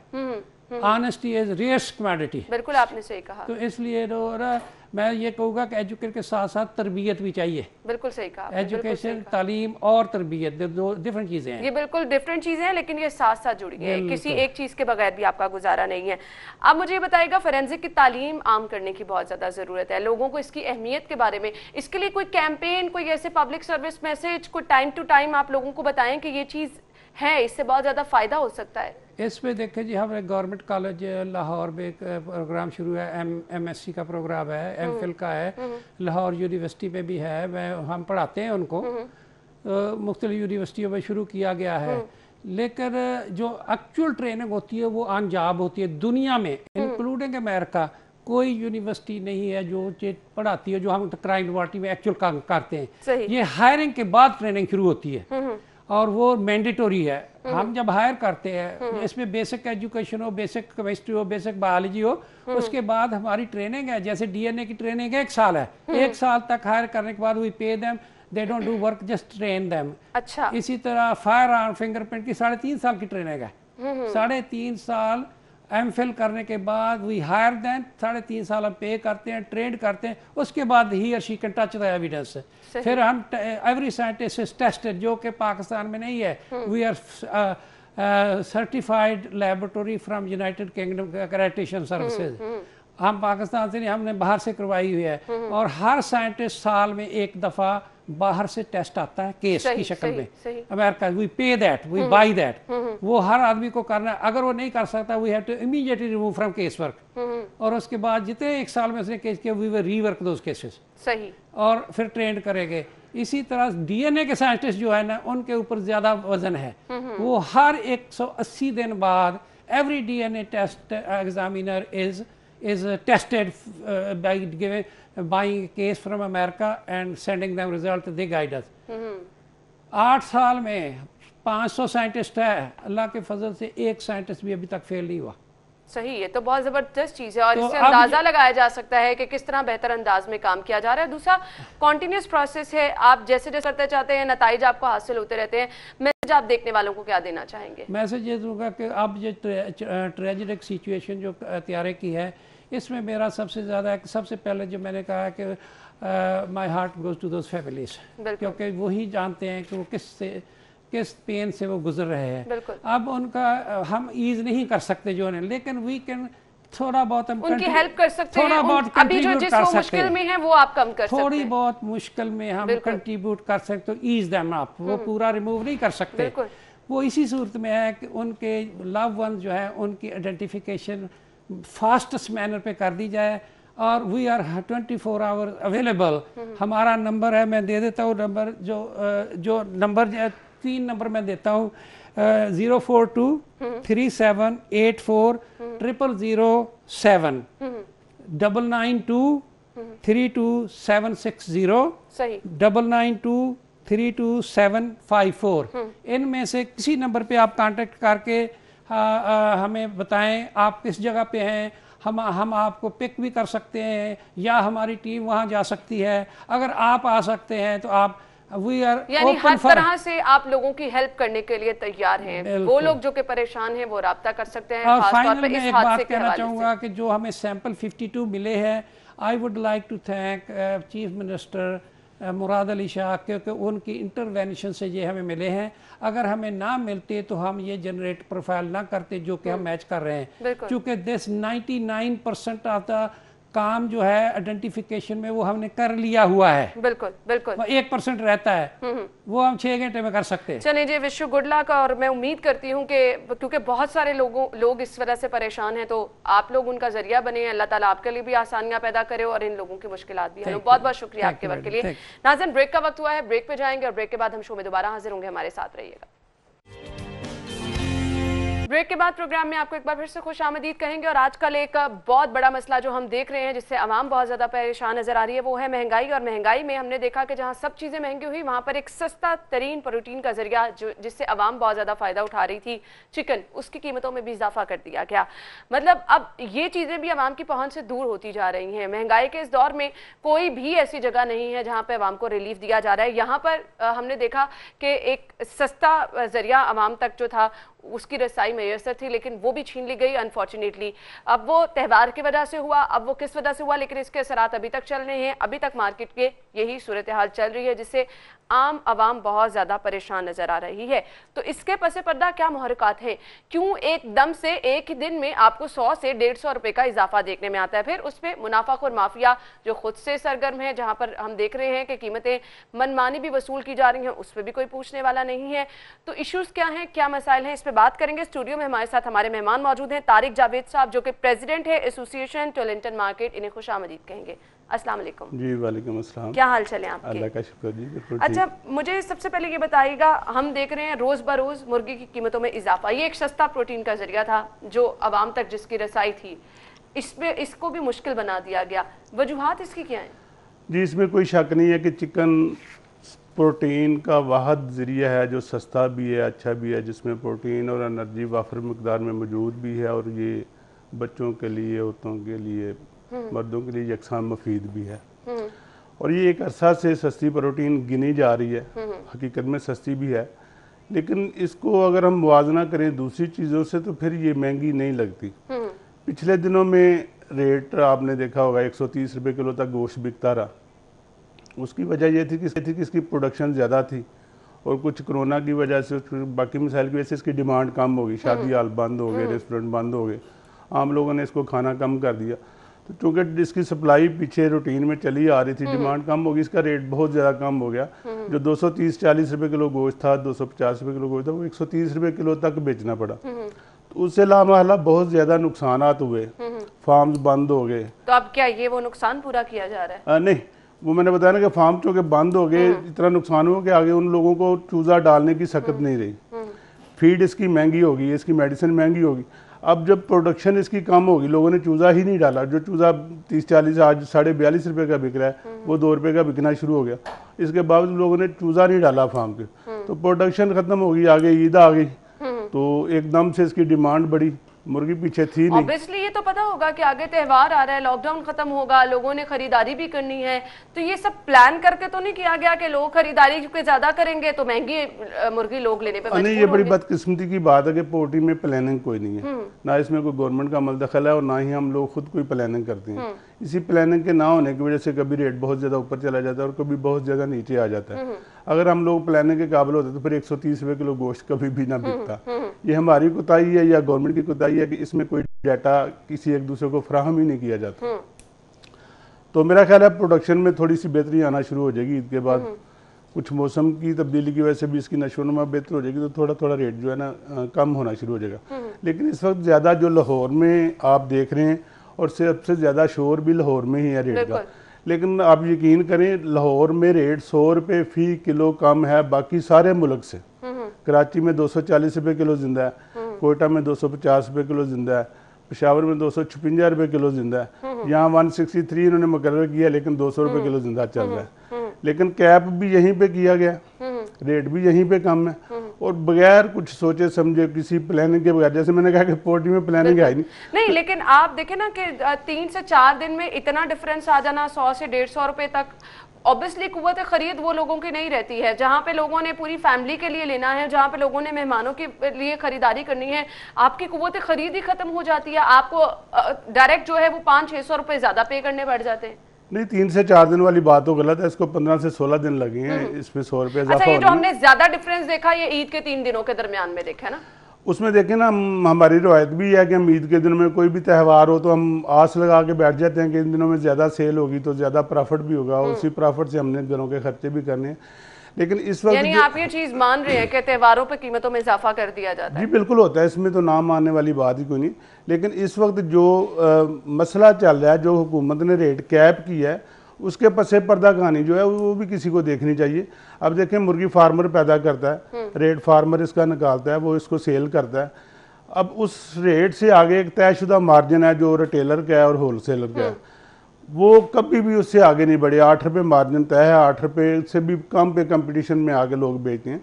लेकिन इस वक्त रेट मुकर्रर कर दिया गया है एक रिटेल वाले का, परचून वाले का, जो दुकान पे 100-200 किलो मुर्गी बेचता है, 1000-1500 कोई अपनी रोजी कमाता घर जाता है। अब बजाय के पीछे से उसको रेट कंट्रोल करने के या उसकी प्रोडक्शन बढ़ाने के या और कोई तरीका पैदा करने के, आप लोगों ने क्यों नहीं आवाज उठाई है कि प्रॉपर इसका कोई तरीकेकार होना चाहिए पीछे से रेट को? जी हमने आवाज उठाई है, आवाज उठा रहे हैं। आज भी 60% हमने तो हड़ताल की कॉल सुनी है बार-बार एसोसिएशन की जानिब से। हम कोशिश कर रहे हैं, क्योंकि जो हमारे मेंबर जो गरीब लोग हैं, रोजाना कमा के खाने वाले हैं, कि हड़ताल पे ना जाया जाए, उनकी रोजी रोटी बंद ना हो। लेकिन अब जो मामला शुरू हो गया, पुलिस वाले आते हैं, वो उनको पकड़ते हैं, 2-4 हज़ार लेते हैं, छोड़ देते हैं, कभी कोई मजिस्ट्रेट आ जाता है। तो आज 60% दुकानें लाहौर की बंद हैं। मुझे बेशुमार कॉल्स आई हैं, मैं लाहौर पोल्ट्री ट्रेडर्स एसोसिएशन का भी प्रेसिडेंट हूँ, बाकी छोटे छोटे शहरों से कॉल आ रही है हड़ताल के लिए। तो मैं उनको यही कह रहा हूँ कि हमारे आज मुज़ाकरात हैं और आज मुतवक्को है हमारी मियां असलम इकबाल से मीटिंग। अगर उसमें मियां साहब से तो एक पहले भी मीटिंग हुई है, उसके बाद भी हड़ताल वो उन्होंने मीटिंग की है पोल्ट्री फार्मर से, जो हम स्टेक होल्डर हैं लाहौर के, हमसे कोई मीटिंग नहीं की। हमने 12 रिक्वेस्ट की है, लेकिन आज शायद हो जाए, और अगर हो जाती है तो उसमें कोई बेहतर लाया अमल भी निकलेगा। जाहिर हम उनको समझाएंगे कि असल मामला ये नहीं है, ये है, तो वो अवामी नुमाइंदे समझ भी जाएंगे। और अगर नहीं वो समझते, सियासी शोबदाबाजी रहती है, तो फिर हम लोग अपना कारोबार पीर से बंद करने पे मजबूर होंगे पूरे पंजाब के लिए। और ये कोई हड़ताल नहीं, किसी के खिलाफ नहीं, ये तो अपने तहफ़्फ़ुज़ के लिए हम कमा भी कुछ नहीं रहे, नुकसान भी कर रहे हैं, और ऊपर से गिरफ्तारियाँ भी हो रही हैं, जुर्माने भी हो रहे हैं। तो अगर आज हमारे कोई मुज़ाकरात नहीं होते, कोई लाया अमल नहीं बनता, डेडलॉक कहाँ पर आ रहे हैं? आपका कौन सा ऐसा मुतालबा है जो नहीं माना जा रहा है? हमारा मुतालबा सुना ही नहीं गया तो माना कब? बता देना। मुतालबा यही है कि इसको, ये टोटल डिमांड एंड सप्लाई पे डिपेंड करता है रेट। अगर हम इसके रेट को बढ़ा सकते या बढ़ा के रख सकते तो कभी भी 130 पे ना बेच दे। तो ये टोटल डिमांड एंड सप्लाई पे डिपेंड करता है, इसको ओपन छोड़ देना चाहिए गवर्नमेंट को। हाँ, इसके लिए कोई मैकेनिज्म बना दिया जाए ताकि ये बहुत ज्यादा बढ़ ना सके और बहुत ज्यादा कम भी ना हो सके। इसके अलावा हमारा मुतालबा ये, आपने कहा इसको ओपन छोड़ देना चाहिए, यानी आप चाह रहे हैं कोई चेक एंड बैलेंस ना रखा जाए? चेक एंड बैलेंस रखा जाए लेकिन किसी तरीके कार के तहत। ऐसे नहीं है कि जब नुकसान में बिक रहा है तो तब कोई चेक एंड बैलेंस नहीं हो, जब कभी प्रॉफिट में आ जाए तो तब अगले की गर्दन दबा दीजिए। इसमें की कास्ट में फीड एक मेन चीज है जो ये खा के बड़ी होती है, उसकी कास्ट में शामिल होता है। फीड की कीमत की तरफ कोई तवज्जो नहीं दी जाती। चूजा जो आप जैसे बताया कि 10 दिन पहले वो 5-6 रुपए का बिक रहा था, आज 42.5 रुपए का। कम है। मुझे सिर्फ ये बता दें कि अगर आपके मामला तय पा जाते हैं तो कीमतें क्या दोबारा से उसी लाइन पे आ जाएंगे कि आवाम सस्ती मुर्गी खरीद सकेगी? जी बिल्कुल, सस्ती से मुराद यही है कि वो 200 से 20-25 रुपए तक नॉर्मल रेट इसका चलेगा और इंशाल्लाह वो आवाम के लिए अफोर्डेबल भी होगा और कोई मसला भी नहीं होगा। चलें जी, आई होप कि आपके मुज़ाकरात जो आज मीटिंग आप कह रहे हैं मतवक्को है वो मैं रिक्वेस्ट बल्कि आपके तवज्जो से करना चाहूँगा मियां असलम इकबाल साहब से भी कि हमें टाइम दें, हमारी सुने। अगर हमारी कोई जायज़ बात है तो उसको माने और अगर नहीं सुनते नहीं मानते फिर हम पीर से या इतवार से पूरे पंजाब में अपना कारोबार बंद करने पर मजबूर होंगे। सही, बहुत बहुत शुक्रिया आपके वक्त के लिए। नाज़रीन, ब्रेक का वक्त हुआ है, ब्रेक पे जाएंगे। ब्रेक के बाद हम शो में दोबारा हाजिर होंगे, हमारे साथ रहिएगा।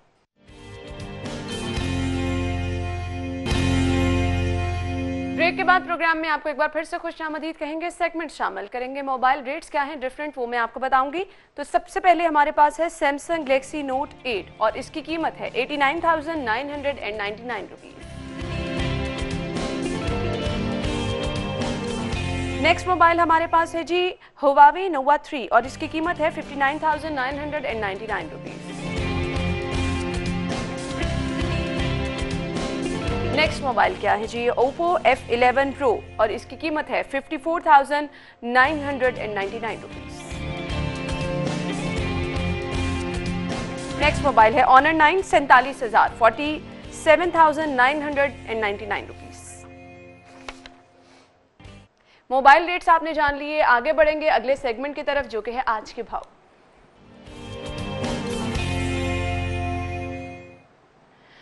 फारहान ने हमें मार्केट से ज्वाइन किया है। फारहान, बताइएगा मार्केट में सब्जियां फल किस कीमत पर आज में मिल रहे हैं?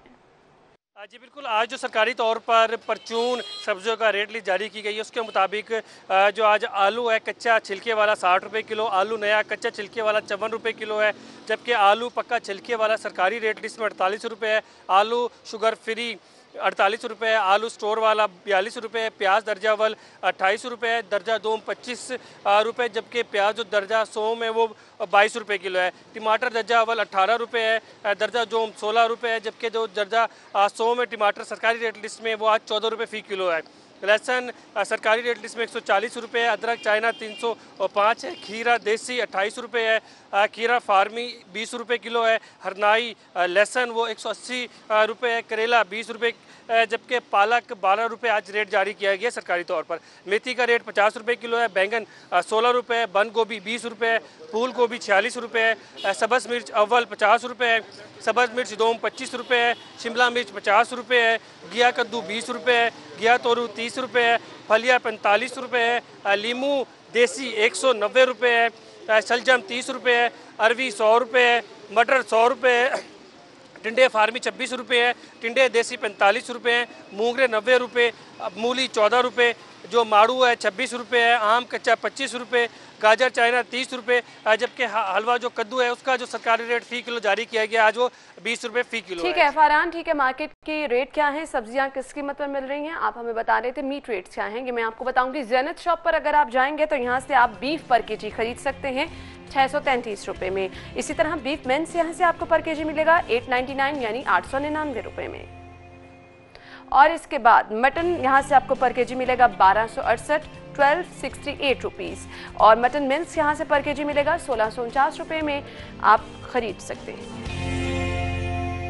चिकन के रेट क्या हैं? गवर्नमेंट रेट के मुताबिक जिंदा मुर्गी 179 और इसका बना हुआ गोश्त 260 यानी 260 रुपये में आपको मिलेगा। और इसके बाद एग रेट्स में आपको बताऊंगी। रिटेल प्राइस है 99 रुपये दर्जन में आप अंडों की खरीदारी कर सकते हैं।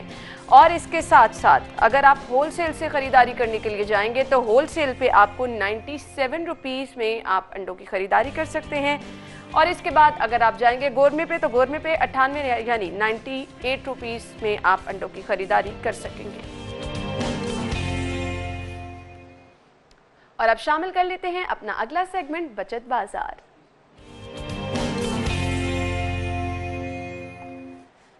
सबसे पहले सेल्स कहां लगी हैं। ऑनलाइन शॉपिंग भी आप कर सकते हैं। अगर आप बाहर नहीं जाएंगे तो ऑनलाइन शॉपिंग की बेस्ट ऑप्शन है हमारे पास। सबसे पहले चारकोल है, फ्लैट 25% ऑफ है, यहां पर आप जा सकते हैं, सेल से भरपूर फायदा उठा सकते हैं। नेक्स्ट ब्रांड है हमारे पास आउटफिटर, यहाँ पर अप टू 40% ऑफ है, यहाँ पर भी आप जाके अपनी पसंद की खरीदारी कर सकते हैं।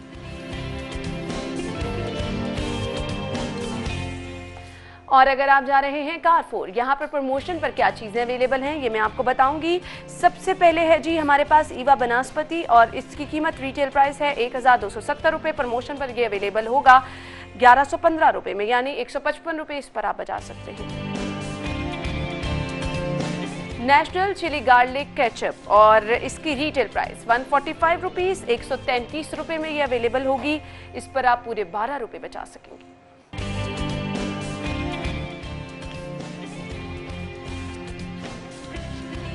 जी तो नाज़रीन, आपने अपना बजट डिसाइड कर लिया होगा, क्या क्या चीज़ें आपने खरीदनी है ये भी आपने डिसाइड कर लिया होगा। शहर की सूरत हाल जाननी बहुत ज़्यादा ज़रूरी है। लॉकडाउन किया गया है, उसके बाद मार्केटें खोली गई हैं, टाइमिंग जो है वो अब मार्केटों की रखी गई है। इसके बाद मार्केटों की सूरत हाल क्या है, कौन कौन सी शहर लाहौर की मार्केटें खुली हैं, घर बैठे आपको ये बताना बहुत ज़्यादा ज़रूरी है। तो फ़ाहद ने हमें ज्वाइन किया है। फ़ाहद बताइएगा शहर की कौन कौन सी मार्केटें इस वक्त खुली हैं और सूरत हाल वहाँ पर क्या है।